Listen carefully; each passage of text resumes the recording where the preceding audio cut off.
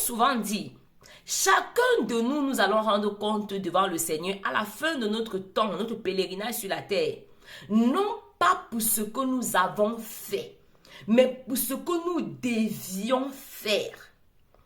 Dans Matthieu 25, la parole de Dieu parlant de la parabole des talents va dire, ces hommes sont venus rendre compte de ce que le maître attendait d'eux, pas de ce qu'ils sont restés faire. L'autre est resté enterrer le talent. Les autres ont multiplié. On ne peut pas demander, en dehors de multiplier le talent, tu as encore fait quoi? Tu as encore fait quoi? Non.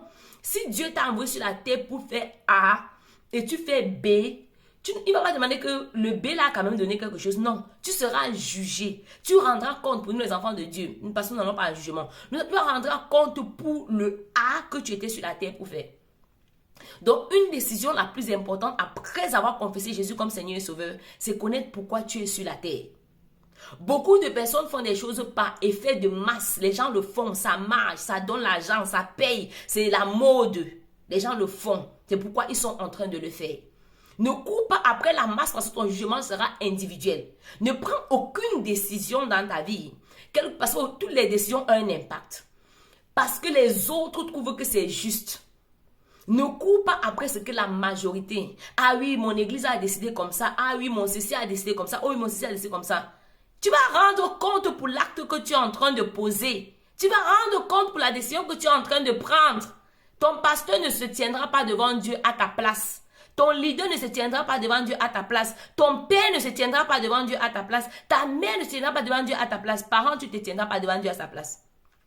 Il y a ce verset que les gens m'utilisent pour dire, c'est vrai, la parole dit que le pasteur rendra compte des âmes qui lui ont été confiées. Pourquoi? Parce qu'il avait été appelé à être pasteur. Oui. C'était la responsabilité de ton pasteur. Sa tâche était d'être pasteur, de s'occuper des brebis. Il va rendre compte pour son rôle de pasteur. Et toi, tu vas rendre compte pour ce que tu étais venu sur la terre faire. Si tu étais venu sur la terre être, je ne sais pas quoi, homme d'affaires, et tu as passé ton temps à être quelque chose d'autre. Je ne vais pas citer des choses. Tu es en train de faire une chose que tu fais par obéissance à un homme, par allégeance à un homme, pas par allégeance à Jésus-Christ. Tu vas rendre compte. Nombreux sont en train de faire les choses parce qu'on veut faire plaisir à quelqu'un. On se dit non, parce que je suis en train de servir tel passage, je sers Dieu. Sois sûr que dans le service que tu es en train de faire pour un homme, c'est la place que Dieu a demandé que tu occupes. Sois très sûr. Parce que ce sont des choses que parfois on ne dit pas. Moi, je sais quelque part. Mais sois sûr que dans le service que tu es en train de faire, où que tu te trouves, tu es en train d'occuper la place que Dieu avait prévue pour toi. Quand Jésus a choisi les 12 apôtres, il n'y avait pas de hasard. Personne n'était là parce que la personne avait manqué, donc il n'y avait pas un endroit où la personne devait être. Dieu avait choisi exactement, Jésus a choisi exactement ceux qui devaient occuper ces 12 places. Quand les disciples, les gens le suivaient, même quand il fallait prier pour choisir les diacres qui devaient servir les repas, on a prié pour connaître quels sont ceux-là. Ils n'ont pas été choisis par hasard.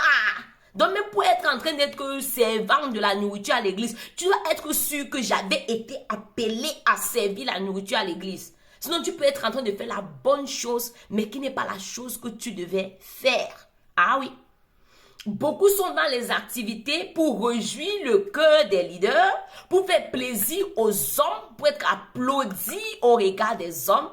Et nous allons tous rendre compte. Nous allons tous rendre compte. Ne perds pas le temps de ta vie. Ne perds pas la destinée que Dieu t'a donnée parce que tu es en train de faire le m'as-tu vu.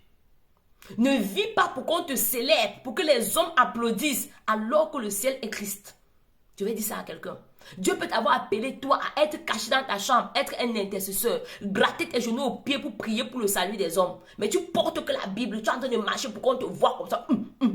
Excusez-moi, mais c'est la vérité. Oui, Dieu peut t'avoir appelé à être à genoux dans ta chambre, à prier pour que les âmes soient sauvées. Mais tu veux être où tu vas arrêter le sac, on va te voir en train d'arrêter le sac. Ah, celui-là, quoi, c'est le bras droit, c'est le bras gauche, c'est le ceci, c'est le cela. Moi, tu vois la soeur là comme ça. Non. Nous rendrons compte pour ce pourquoi nous devions faire, ce que nous devions faire, pas ce que nous sommes en train de faire. Si ce que tu es en train de faire est et n'est pas ce que tu devais faire, ça sera dur. Sois sûr que ce que tu es en train de faire, ce n'est pas par imitation. Sois sûr que ce que tu es en train de faire, ce n'est pas parce que tu suis les autres. Sois sûr que ce que tu es en train de faire, tu rendras compte et pourras dire, oui, Père, c'est ce que tu m'avais demandé de faire. J'ai fait. Faisons attention. Sois abondamment béni. Shalom.